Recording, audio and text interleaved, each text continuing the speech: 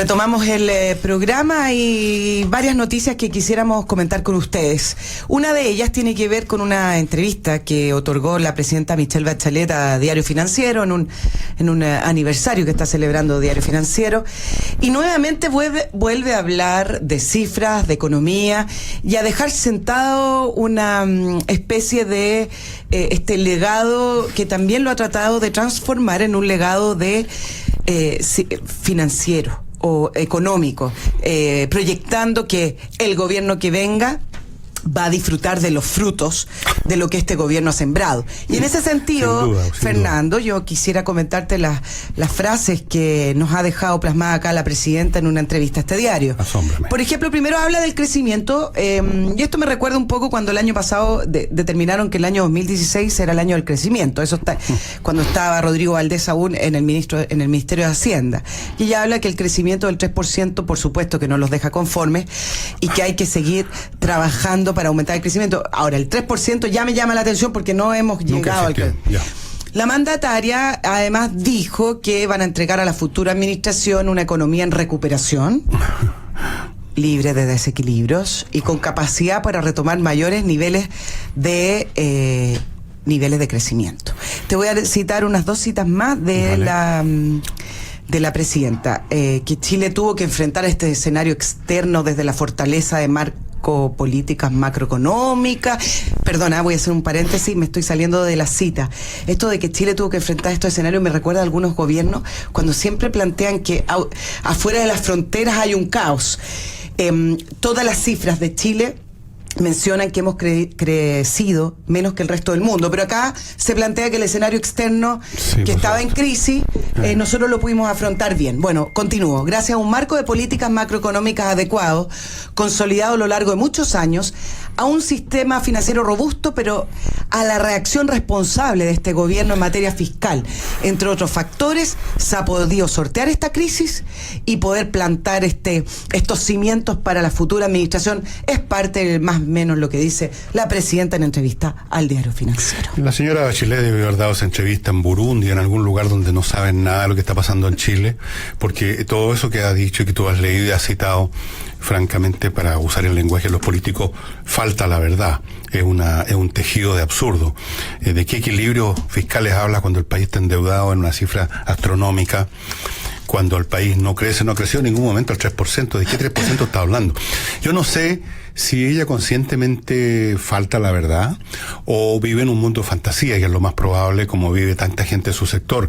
Un mundo palabrero, un mundo donde los problemas siempre están vinculados con algo externo, con un satán, ya sea con un caos económico, con una agresión. En este mismo momento, por ejemplo, en Venezuela, que es un país en quiebra, que ya prácticamente se declaró en quiebra, hablan de la guerra económica. O sea, ellos determinan, Maduro quiere hacer creer de que el país es víctima de una guerra económica, de una agresión externa. No es resultado de su torpeza. Volviendo a Chile, todas las cifras y todas las variables económicas lamentablemente le dan un mentiz a lo que dijo la señora Bachelet. Hay un completo desequilibrio fiscal, el endeudamiento es más de 50.000 millones de dólares, la economía no ha crecido no al 3%, no ha crecido ni al 2%, el endeudamiento es salvaje. No hay ninguna base sólida que vaya a entregar, todo lo contrario, va a entregar un Estado desfondado con 200.000 parásitos más que ha puesto la señora Bachelet, sin otro mérito que su carnet de militancia.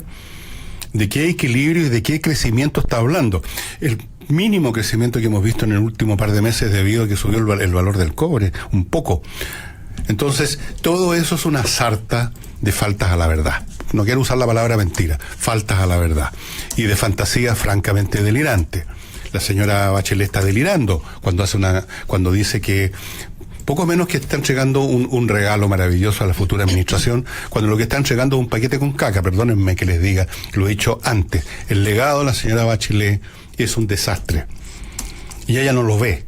Ella está convencida, y mucha gente de su sector, no todos, pero muchos, de que es así. De manera que esta entrevista debe haberle dado a nuestro país. Porque ahí una de esas le creen, o en esas organizaciones internacionales donde nadie les interesa lo que está escuchando en primer lugar, y se meten están digamos, fantaseando mientras oyen a algún líder de un país tercermundista haciendo su discursito. Pero a darlo acá en Chile, o sea, venir a decirnos a nosotros los chilenos en nuestra cara que va a entregar un país con, ¿cómo fue? Sólidas bases para el desarrollo, para el crecimiento, salten para el lado.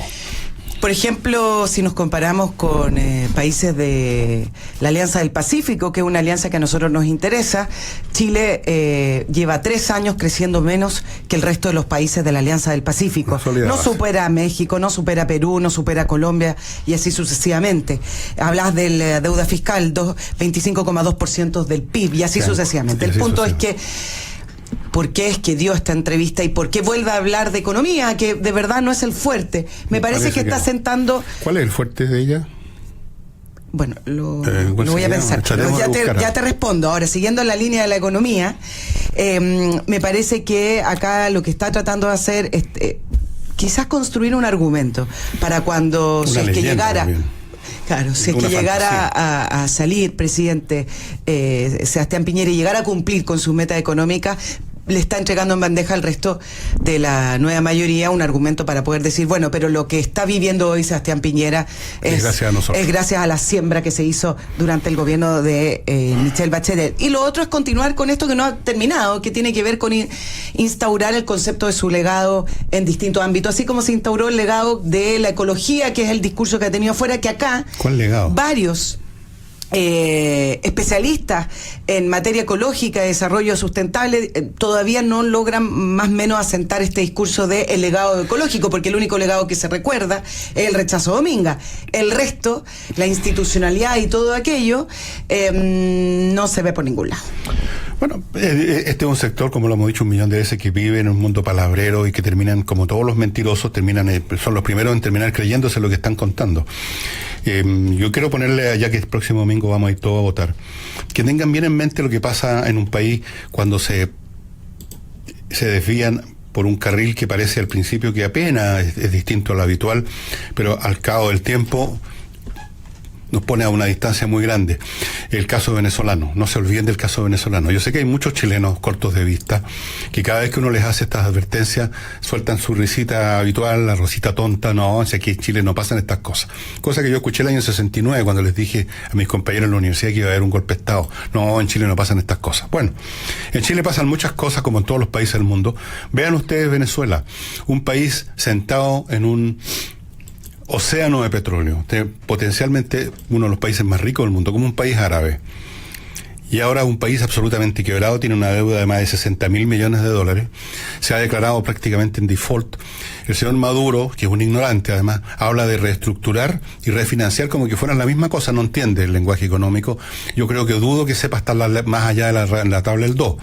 Ese es el señor que preside Venezuela y no es casualidad que haya llegado él a la presidencia.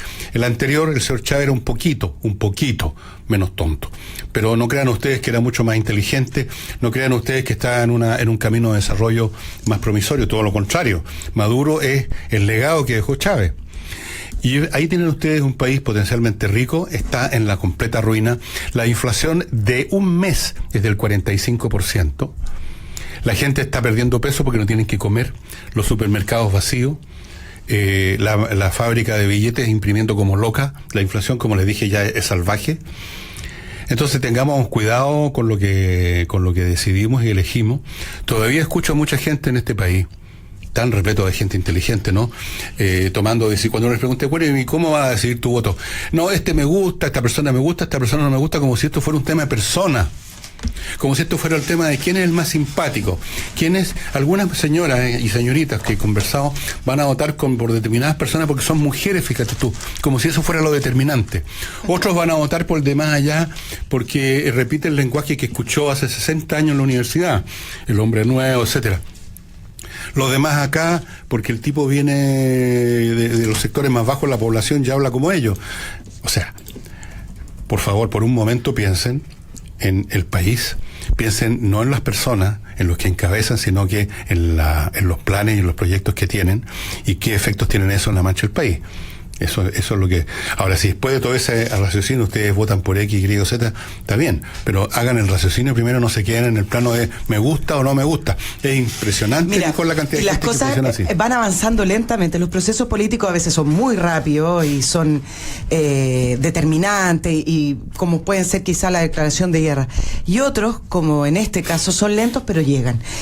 Tú sabes que Venezuela era un muy buen pagador de deuda externa, era un buen pagador y le daban crédito porque era un buen pagador, y hace un año que los analistas vienen diciendo que los bonos de Venezuela ya no son tan confiables como antes, y porque el otro día estaba leyendo unas cifras económicas y Venezuela accedía a créditos por ser buen pagador, pero se estaba advirtiendo que iba a llegar en un momento en que Venezuela iba a estar prácticamente en default.